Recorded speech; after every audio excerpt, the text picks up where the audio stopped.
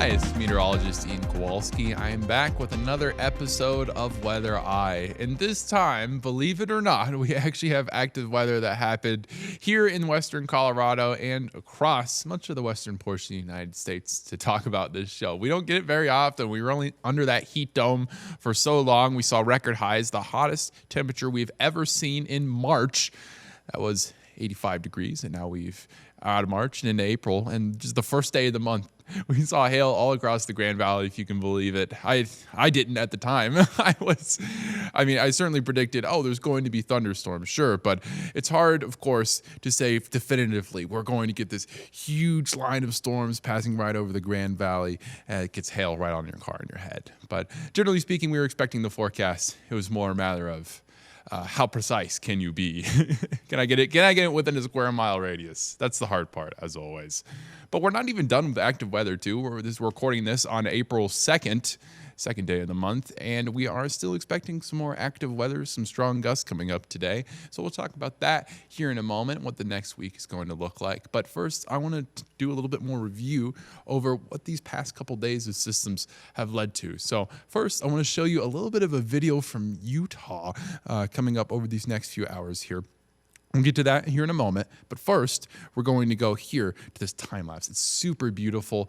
I recorded this here on our America's Mattress Live Tower Cam, and it is going to let us take a good view here of what we saw over the past day. So look at all that. It looks like a bit of a glitch on the camera, but that's just hail all across the Grand Valley. And of course, the rain showers were a lot heavier on the north side of town. In terms of rainfall totals, we did get that third of an inch, but it was really over towards our east. Once you get a little bit closer towards Clifton, that's where the absolute heaviest rainfall was. In the center portion of town, it was a little bit less than that, in between the range of a fifth of an inch and a third of an inch. So generally speaking, our forecast held strong. Again, those rainfall totals, just the hail itself being so frequent, so widespread in the valley, something you just don't see every day here in western Colorado.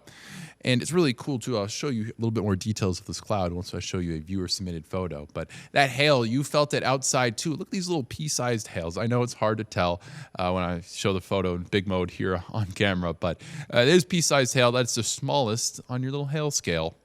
And I got this right in the front lawn. This is a picture I took. It was an incredible day just to really sit on your porch and just kind of watch the weather go through the area. But you didn't really want to go outside because of how much lightning and thunder there was associated with this storm cell too.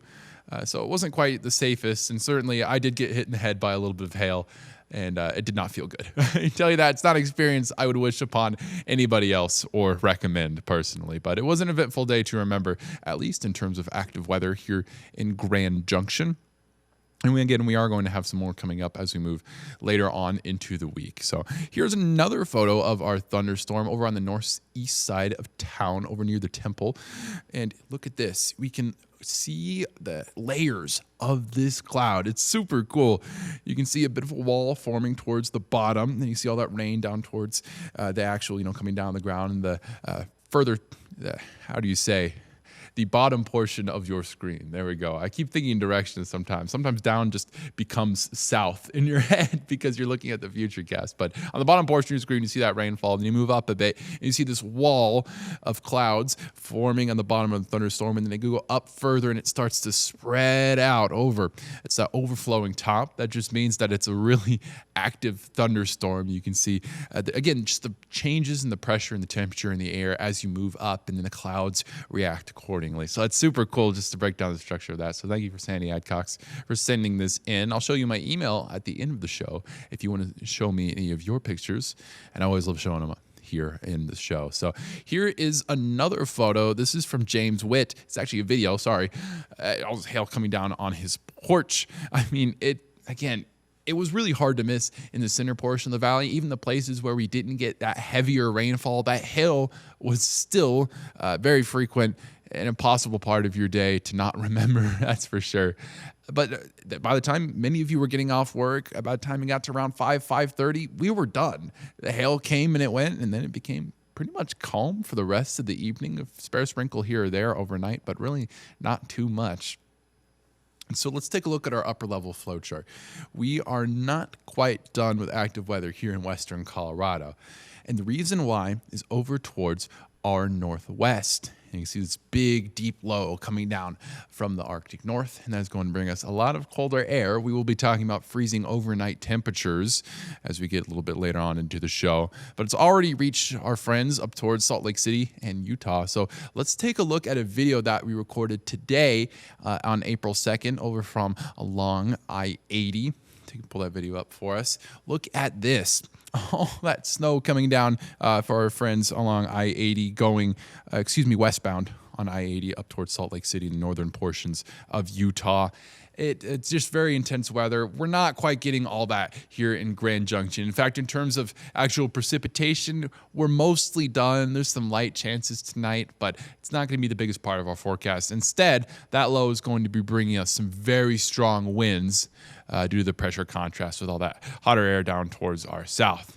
But I would like to draw your attention now to a different part of the screen over towards our east. It's that low pressure system. You see a little bit more detail on it. I made it a bit smaller just for the sake of scale, but trust me, this is a very intense active weather place that we'll be showing you here in a moment, as we're expecting some severe weather as that warm front moves up from the south and that cold front follows up behind it. We're expecting multiple rounds of some very strong Midwestern storms as we get into the start of April. We'll be talking about that here.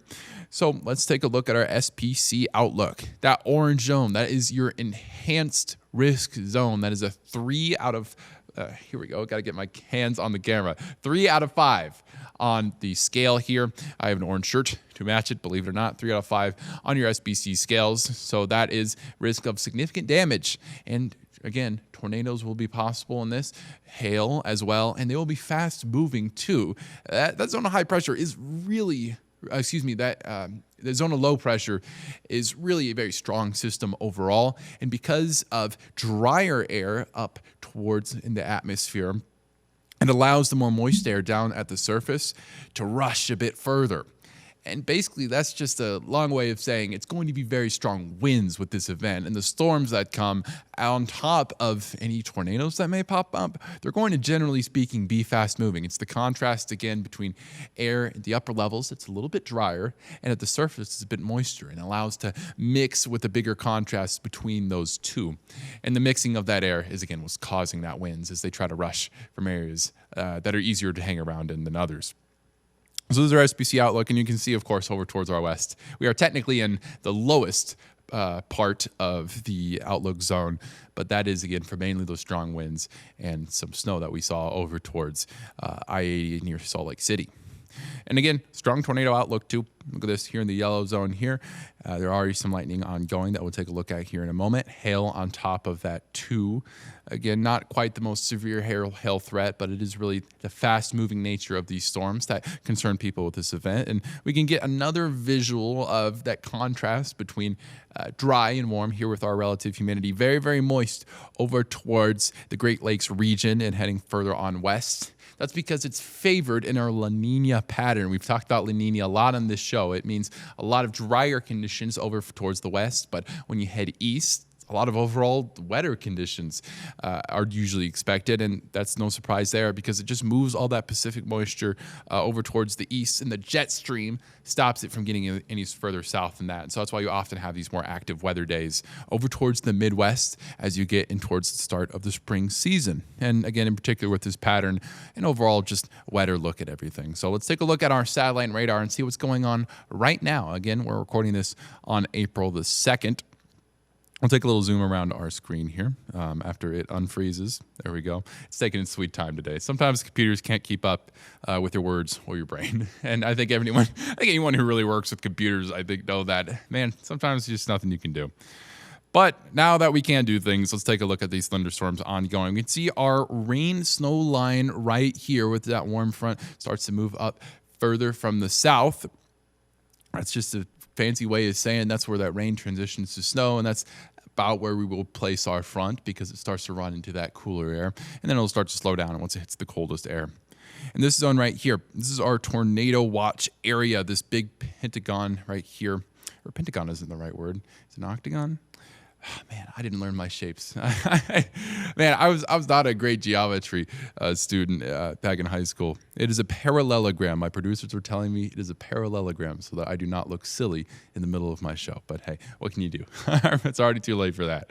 Anyway, here's this little parallelogram, and you can see right here already tornado warnings being issued in the middle of that, heading over towards Iowa City and over towards Tipton here as we look in the eastern portion of Iowa. This is our main zone where we are expecting those tornadoes, and they're already popping up here. On the back end of that, there is still flash flooding ongoing. And further over towards our east, these tan zones, these are your wind advisories. Again, because of that mixing that dry layer on top of the moisture that allows those gusts to really start to pick up. And that's why you have these advisories being issued, as well as more thunderstorms as you go south of the main area where you're expecting the most intense weather here in, again, the Iowa border heading into Illinois. And then hanging out over the Great Lakes region too, you're still seeing those thunderstorms pop up. So let's take another look at this satellite and radar as this tornado heads over towards the east. This is your wind shear. Again, speed shear and directional shear. Those are your two different types of shear. Again, unsurprisingly, we're talking about speed shear today because those two layers of the atmosphere have that big contrast, and shear is just how different the speed of the winds are at different layers. And so it's no surprise when we look at our watch their warnings and we go over towards Iowa, you see these zones of shear, these bigger green blobs popping up where that tornado warning is ongoing currently. Again, I'll show you that again just to kind of give you a point of reference. You have these watches and warnings ongoing, a lot of lightning associated with that cell as well. So again, severe weather ongoing over towards the Midwest. Here in Grand Junction, though, we are looking at a bit of a different pattern because we saw that low coming over towards us from Utah. And we will be looking at something very, very different for us here. Those winds are going to be a common factor between the two of us. But overall, we're just going to vaguely warm up over these next few days, believe it or not. And I know what you're looking here. That's that freeze warning coming up tonight. So I'll tell you about the contrast between that and some overall warming temperatures here in a little bit. But another reason I focused on the Midwest is because we're already in the midst of an active weather season for them. And unfortunately, another round of storms is really not what they want to hear. In fact, over in Cleveland, even to begin, these big metro areas are starting their severe weather season. So we're going to take a look at a package for our friends over towards the Midwest. And we'll take a look again at how these storms will already begin to affect communities as we start out this severe weather season. And then once we come back after the break, we're going to be bringing it back here to Western Colorado, where we're going to be talking about again, these freeze watches and warnings, despite some warming and some gusts. And then we're going to break down red flag warnings. So take a look at this package and we'll be back right after the break.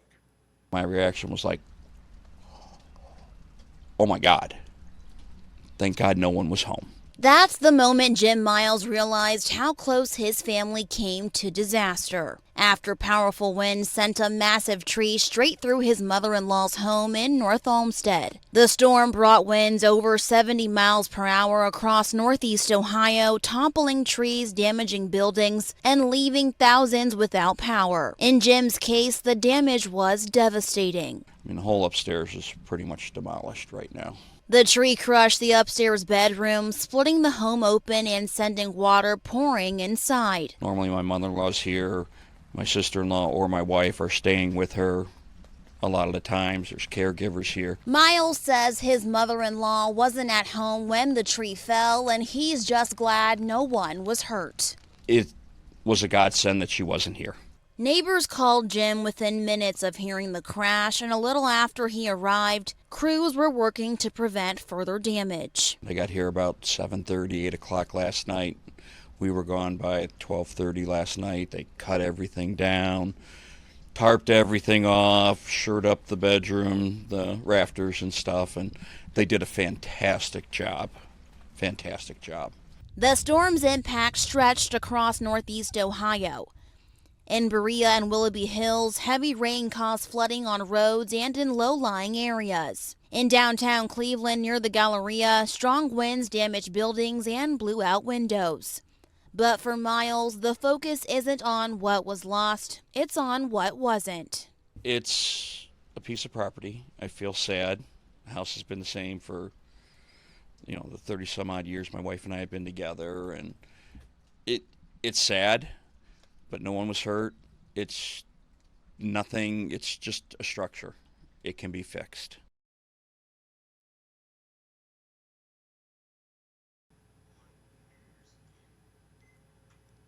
All right, we're back once more, and now we'll be talking more about local weather after talking about a little bit of local weather to start the show, where we saw intense hail here in the Grand Valley, certainly small hail at that, but a lot of it. And then we talked about Midwestern storms, and now we're bringing back to the Western Slope and what's coming up as we move into the weekend. Again, we're recording this on April 2nd. So these are our watches and warnings today, and I know those freeze warnings have already been issued and something we're thinking about big time.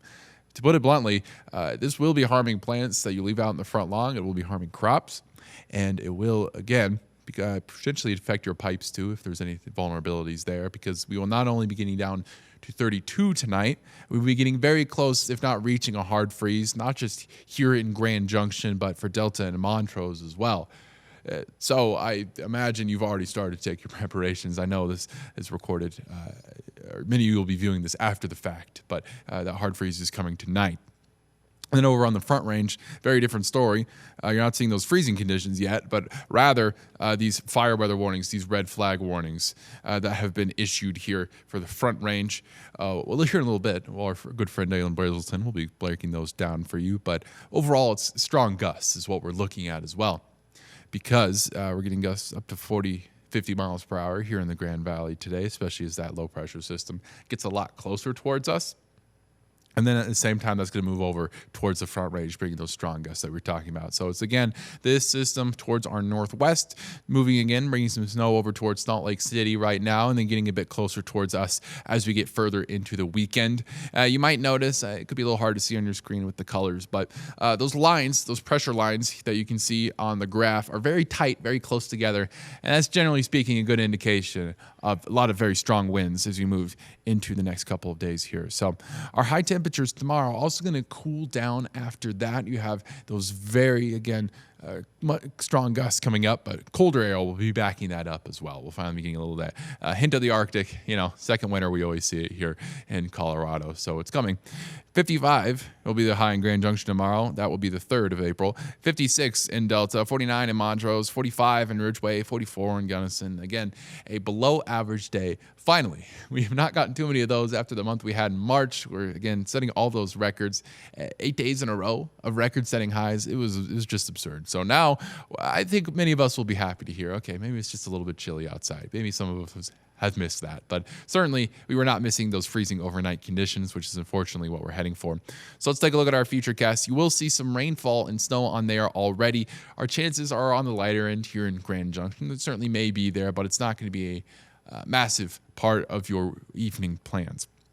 It's Thursday, 8 p.m., and you see that snow again over towards Ballot Mesa, Glenwood Springs. About the time you're getting east of Palisade over towards Quebec, that's when that rain is going to really start to pick up in compared to us. And then, of course, some snow in the overnight. No surprise there with those hitting those freeze warnings. But yeah, again, we are seeing some precipitation here in the Grand Valley and Grand Junction tonight. We're just not expecting those larger rainfall totals like we saw the day before. And then once you get to early morning, again, those lows near freezing. This model here is typically always a few degrees above what we actually end up seeing. So I know that isn't quite reaching freezing. What you're seeing here behind me, it's going to be lower than that. We are hitting 32 degrees. This one just kind of struggles with those overnight lows a bit more than what the actual forecast tends to end up being. So I just want to make that known. Friday, 6 p.m., you're getting back into those 50s. It's going to be a cooler day overall. Some light cloud cover over towards our northeast, but plenty of sunshine. We just had a full moon last night, so you'll still be be able to see those clouds up in the sky because of light reflecting off the moon. And then once you get into Saturday overnight, again, those freezing lows are going to be hanging around into the weekend. Do, again, kind of dismiss the lows on this futurecast here. They do tend to be a little bit warm, but the highs are very accurate typically, and I know you're seeing us jumping back into the 60s to average to even above average conditions as we get into Sunday. Many of you are going to be very happy to hear that. Easter Sunday coming up here, so it'll be very nice outside actually overall. There'll still be some gusts here and there certainly, but nothing extreme like what we're going to be seeing today with those wind advisories. And then back into the low 70s on Sunday, just in time for Easter. So your outdoor plans are safe. Any egg hunts that you have planned, I think you're going to be okay. You don't really have any precipitation or anything to worry about. It's going to be relatively nice outside. So I was very happy to see that as we got closer towards it in our forecast. And then again, cooling down those overnight hours, but genuinely once we get into early next week and we get into those 70s, then those lows are going to be getting away from freezing as warmer air starts to set back in western Colorado. So let's take a broader look at our futurecast. Again, you see this rain and snow building here as that low pressure system moves in from over Utah. And then again, it becomes more widespread overnight. Steamboat Springs. For the few places that do still have ski resorts open, it will be a productive weekend. So really, overall, I think if you do want to hit the slopes, this weekend would be the one to do it, because you're finally seeing some snowfall return. And there's really no guarantee that we're getting anything like this as we move later on into the spring. Again, you see our chances here in Grand Junction as this front kind of stalls out a little here. You can see the tail end of it, bringing that moisture over towards the western slope.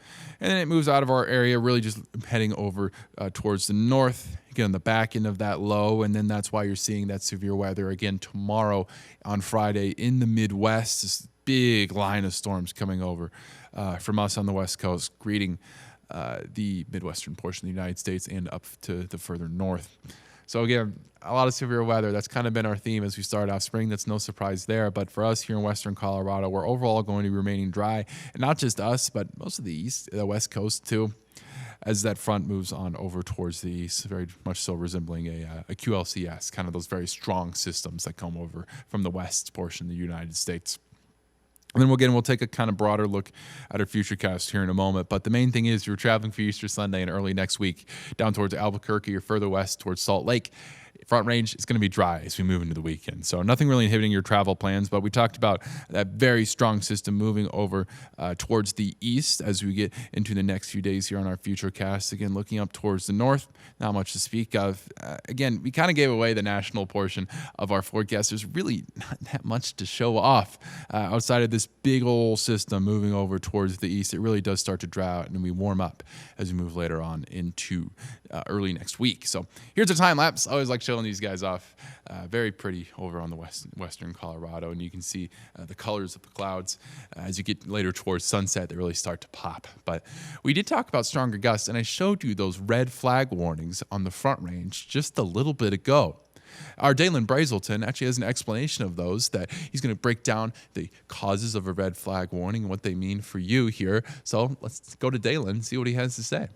We've got red flag warnings issued today. Red flag warning, red flag warning, red flag warning. Now let's talk about that red flag warning. Red flag warnings, what are they? How do we determine them? And what do they mean for the western slope? Well, essentially, it's just critical fire danger. And western Colorado is no stranger to that fire danger. There's three key components that we use to justify a red flag warning. That's high temperatures, high wind speeds, and low humidity. Now we have actual numbers for them, but for western Colorado, it really does come down to that wind speed that tends to be the determining factor, because it's the fast winds that allow the fire to spread incredibly fast. Take the southeastern plains, for example. We usually see a lot of those fire weather warnings turning into red flag warnings because of the higher wind speeds that we see over there. Now, at this point in time, areas like Colorado Springs have seen a lot of red flag warnings due to the drier conditions that this spring has set. It wasn't a very wet winter. So even though areas like the western slope are currently seeing freeze warnings in place,